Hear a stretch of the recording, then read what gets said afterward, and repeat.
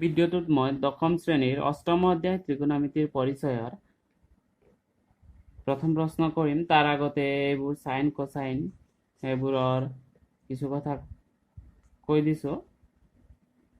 এই ত্ৰিকোণমিতি পাঠটো কেৱল সমকোণী ত্ৰিভুজৰ ক্ষেত্ৰতে প্ৰযোজ্য। ই এটা সমকোণী ত্ৰিভুজ, এটা কোণ 90 ডিগ্ৰী ইয়াত চোৱা, আৰু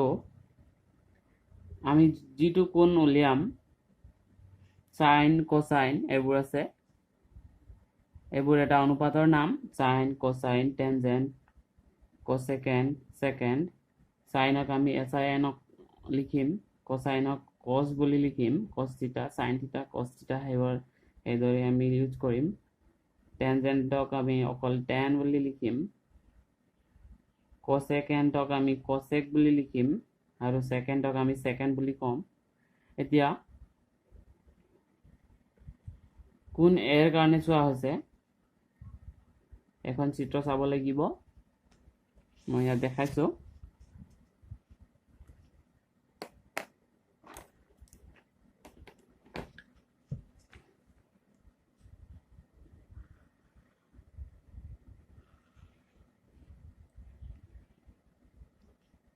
ই 90 ডিগ্ৰী, বিটো হৈছে 90 ডিগ্ৰী বুলি ধৰি ললো। আৰু কোণ এৰ কথা কম মই, কোণ এ এখন যিটো এংগলৰ বিষয়ে ল'ম, বা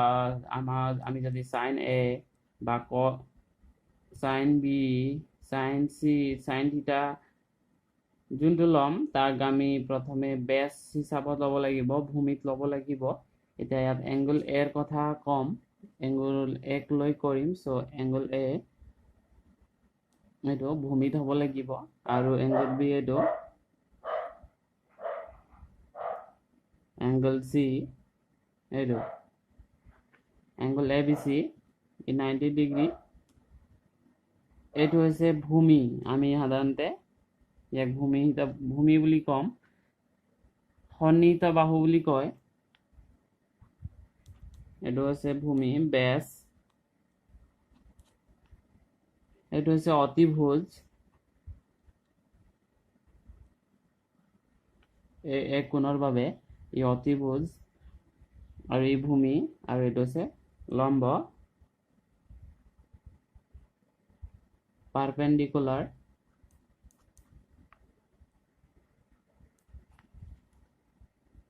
এইটো লিখিলো। এতিয়া এই কোণৰ কাৰণে চাম। সো কোণ এৰ সাইন ইকুৱেল টু হ'ব, সাইন ইকুৱেল টু হৈছে সি কোণ আমি নাই চোৱা, এ কোণ চাইছো। সো এ কোণৰ বিপৰীত বাহু হ'ব এ কোণ। এইটো এ কোণৰ বিপৰীত বাহুটো হৈছে এইটো, অৰ্থাৎ আমি লম্ব বুলি ক'ম। এ কোণৰ বিপৰীত বাহু বা লম্ব বাই অতিভুজ,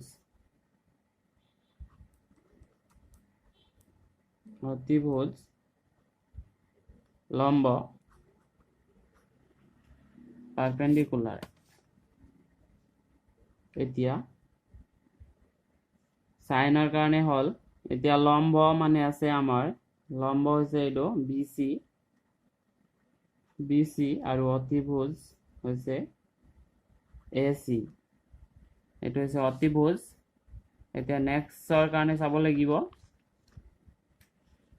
সাইনৰ কাৰণে চালো, কোণ এ কোসাইন বা কস, অনলি কস বুলি লিখিব লাগিব। কস মানে হৈছে ভূমি, যিটো সন্নিহিত বাহু এক কোণৰ কাৰণে, হৈছে এইটো ভূমি বাই অতিভুজ। যদি সি কোণটো চাওঁ তেতিয়াহ'লে আমি ইয়াক ভূমি হিচাপে ল'ব লাগিব, ভূমি। আৰু যিটো এংগল আমাক দিয়া থাকে সেইটো আমি সদায় ভূমি হিচাপে ল'ব লাগিব,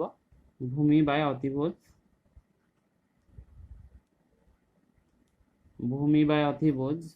ভূমি মানে হৈছে আমাৰ AB, আৰু অতিভুজ মানে হৈছে AC। এইটো হ'ল। এতিয়া আকৌ আছে অনুপাতবোৰ, সাইন কোসাইন টেনজেন্ট।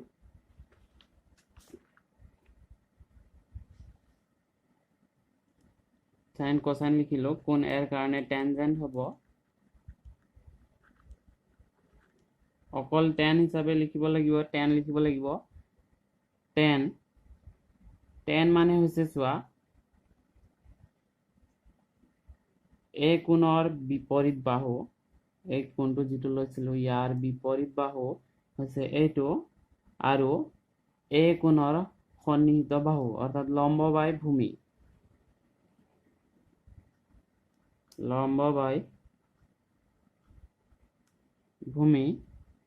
লম্ব আমাৰ আছে BC আৰু ভূমি আছে AB টেনজেন্ট লিখিলো এতিয়া কোণ এৰ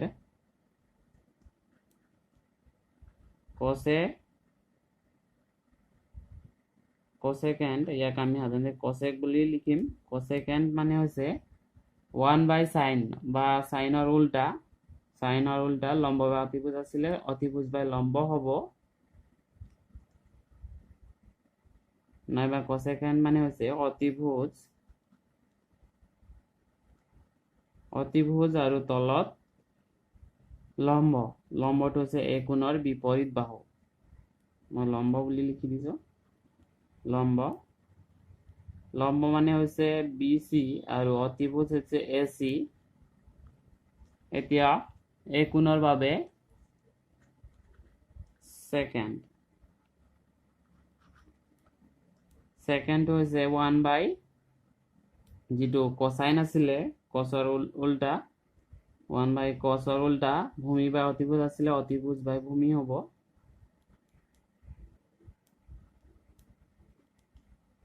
অতিভুজ বাই তলত আছে ভূমি অতিভুজ হৈছে AC আৰু ভূমি হৈছে AB লিখিলো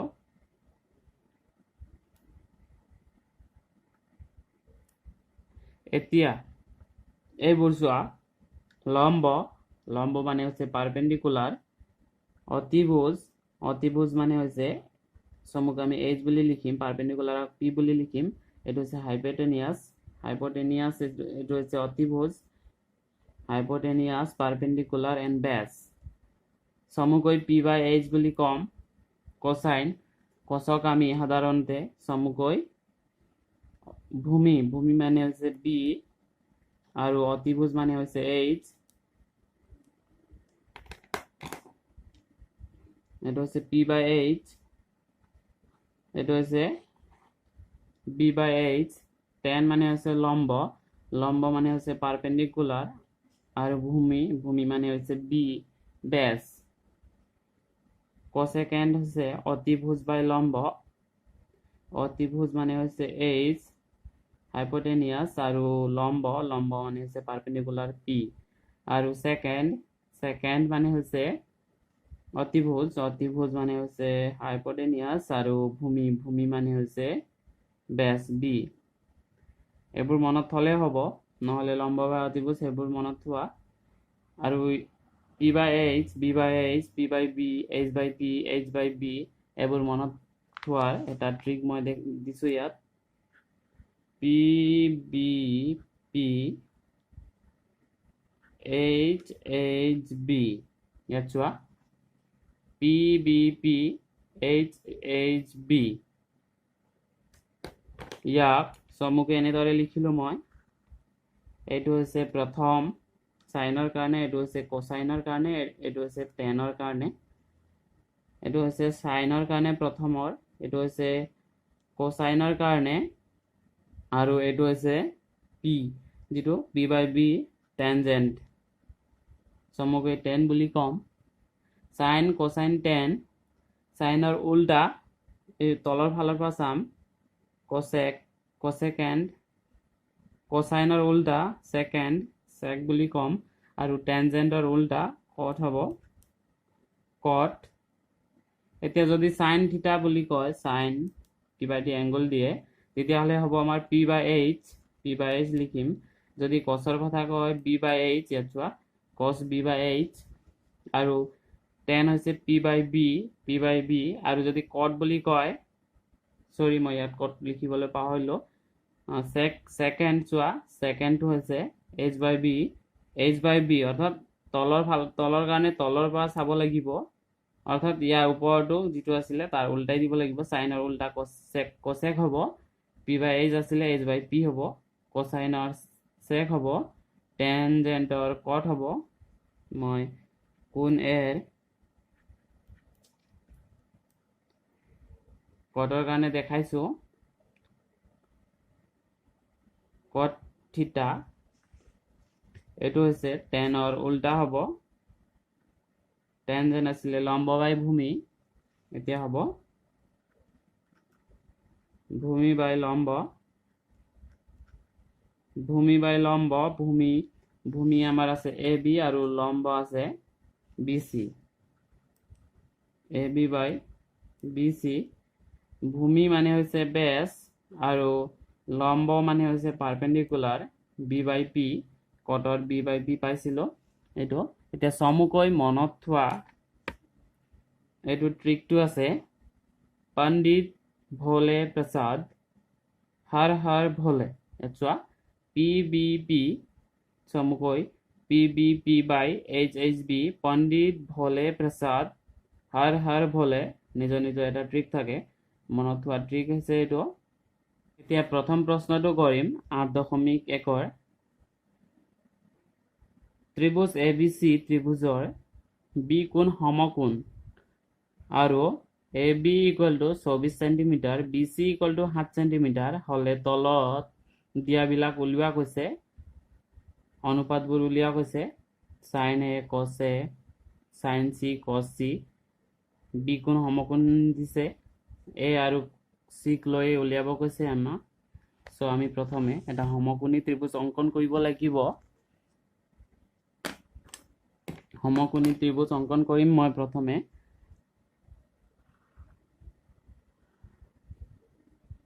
b কোণ সমকোণ বুলি কৈছিলে মই দিয়াখিনি লিখি লৈছো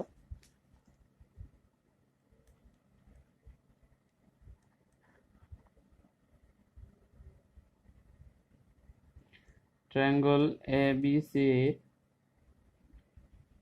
b কোণ সমকোণ কৈছে সমকোণ that is 90 degree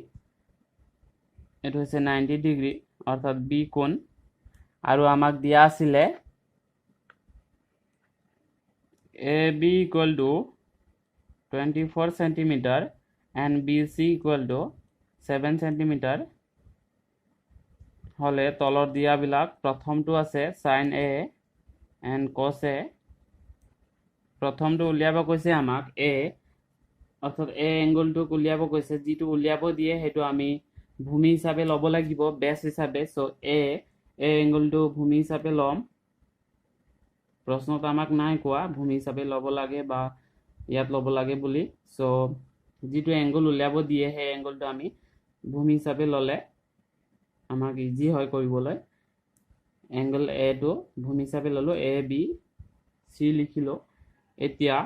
এইটো হৈছে এঙ্গল a এর কাৰণে ভূমি এইটো হৈছে বেস এইটো হৈছে লম্ব পাৰপেন্ডিকুলাৰ p আৰু এইটো হৈছে অতিভুজ হাইপোটেনিয়াস h লিখিলো এতিয়া ইয়াত চোৱা বাকি অনুপাতবোৰ এইবোৰ দুটা উলিয়াব কৈছে তাৰ আগত আমি এই সমকোণী ত্ৰিভুজৰ এই তিনটা বাহুৰ মান জানিব লাগিব ab দিয়া আছে আমাক 24 বুলি এই ab দিয়া আছে আমাৰ 24 cm আৰু bc দিয়া আছে আমাক 7 cm বুলি প্ৰথমে এই বাহুটো উলিয়াব লাগিব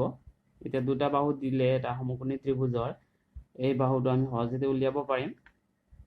পাইথাগোৰাছৰ উপপাদ্য মতে সো এতিয়া লিখিম এতেকে পাইথাগোৰাছৰ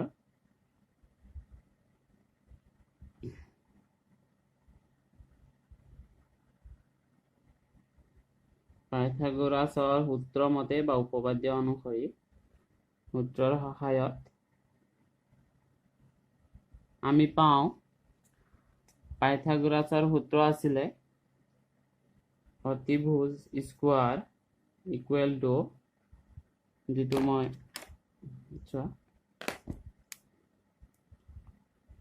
AB square plus BC square দুটা বাহুৰ বৰ্গৰ যোগফলৰ সমান বা ইয়াত চমুকৈ লিখিছো hypotenuse H square equal to base square plus perpendicular square এতিয়া আমাক দিয়াখিনি পুট কৰিলে হ'ল AC নিৰ্ণয় কৰিব লাগিব AC square equal to AB square AB আমাক দিয়া আছে 24 সেন্টিমিটাৰ ইয়াৰ স্কোয়াৰ প্লাস BC আমাক দিয়া আছে 7 স্কোয়াৰ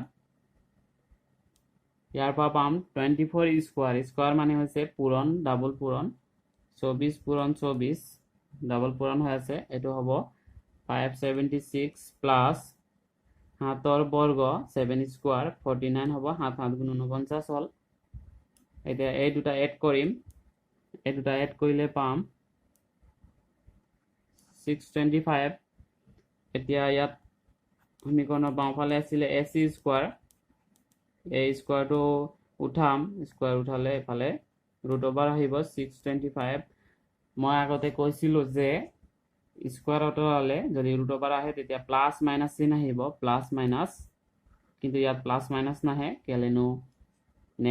নেগেটিভ হ'ব নোৱাৰে আমি লেংথ উলিয়াই আছো লেংথ কেতিয়াও নেগেটিভত নাথাকে সেইকাৰণে আমি প্লাসটো ল'ম সো 625 মানে হৈছে ইয়াৰ ফেক্টৰ 25 into 25 বা 25 স্কোয়াৰ ৰুট আৰু স্কোয়ার কেনসেল যায় তেতিয়াহ'লে অকল 25 থাকিলে AC পালো 25 সেন্টিমিটার সেন্টিমিটাৰত দিয়া আছে এটো 25 সেন্টিমিটার হ'ব তিনটা বাহু পালো এটো পালো 25 সেন্টিমিটার এতিয়া আমাক উলিয়াব কৈছে sin A আৰু cos A এতিয়া লিখিম sin A প্ৰথমটো sin A equal to sin A মই যেটো ট্ৰিক শিকাইছিলো হেতু প্ৰথমে লিখি লম সাইডত আছিলে পণ্ডিত ভোলে প্ৰসাদ আৰু তলত আছিলে হৰ হৰ ভোলে পণ্ডিত ভোলে প্ৰসাদ হৰ হৰ ভোলে প্ৰথমটো সাইনৰ কাৰণে দ্বিতীয়টো cosৰ কাৰণে তৃতীয়টো tanৰ কাৰণে এটো tanৰ কাৰণে এটো হৈছে cosৰ কাৰণে আৰু এটো হৈছে sin থিটাৰ কাৰণে এন্ড তলৰটো সাইনৰ উল্টা cosec আৰু cosৰ উল্টা sec আৰু tanৰ উল্টা এটো হ'ব cot সো sin মানে হৈছে প্ৰথমটো sin sin এ উলিয়াব কৈছে sin মানে হৈছে p/h p মানে হৈছে পারপেন্ডিকুলার এটো হৈছে পারপেন্ডিকুলার বা লম্ব মই ইয়াত লিখি দেখাইছো আৰু h মানে হৈছে হাইপোটেনিয়াস অতিভুজ এতিয়া sin A equal to p/h p মানে হৈছে লম্ব আমাৰ দিয়া আছে 7 সেন্টিমিটাৰ আৰু তলত এই সেন্টিমিটার নিলিখিলে হল h মানে হৈছে অতিভুজ আমি পালো 25 সেন্টিমিটার 25 সেন্টিমিটার sin A পালো 7/25 এতিয়া আমাক sin A cos A উলিয়াব কৈছে cos A equal to হ'ব cos A ইয়াত এই ট্ৰিকটো চোৱা এটো সাইনৰ কাৰণে এটো দ্বিতীয়টো হৈছে cosৰ কাৰণে এই দ্বিতীয়টো b/h দ্বিতীয়টো হৈছে cosৰ কাৰণে b/h b মানে হৈছে বেস মানে হৈছে ভূমি আৰু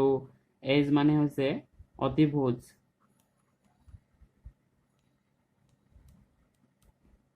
ইয়াত cos A equal to base ভূমি আছে আমাৰ 24 সেন্টিমিটাৰ আৰু h অতিভুজ আছে হাইপোটেনিয়াস 25 সেন্টিমিটাৰ cos A পালো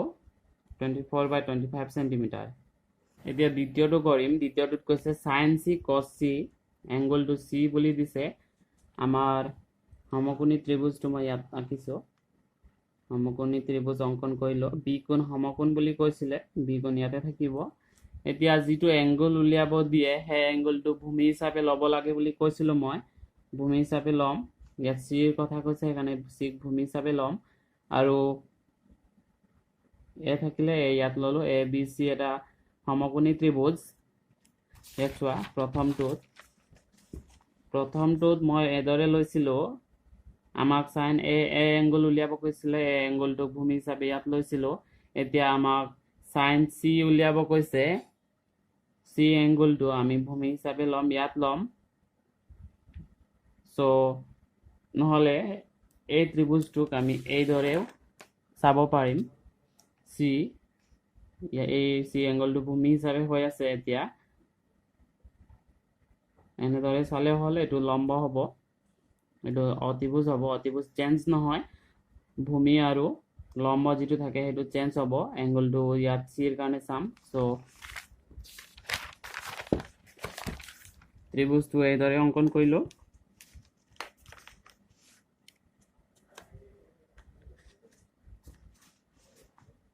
এইটো হল এতিয়া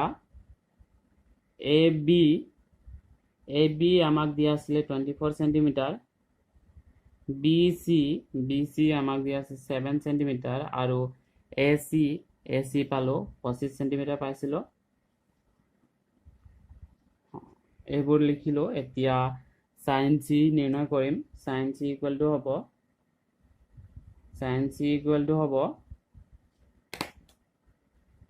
সেই কথাটো ইয়াতো লিখি লম पंडित भोले प्रसाद हर भोले एटो साइन एटो कस एटो टेन एटो कसेक एटो सेक और एटो से कट सो आमी साइनर कारणे साम साइनर कारणे साइन तो होइसे प्रथम टोर p/h एटो होइसे बेस एटो होइसे hypotenuse h আৰু এটো হৈছে পাৰপেন্ডিকুলাৰ সৰি p/h সাইনৰ কাৰণে p মানে হৈছে পাৰপেন্ডিকুলাৰ এটো হৈছে লম্ব 24 আছে আৰু h হৈছে হাইপোটেনিয়াস অতিভুজ 25 sin c পালো 24/25 আকৌ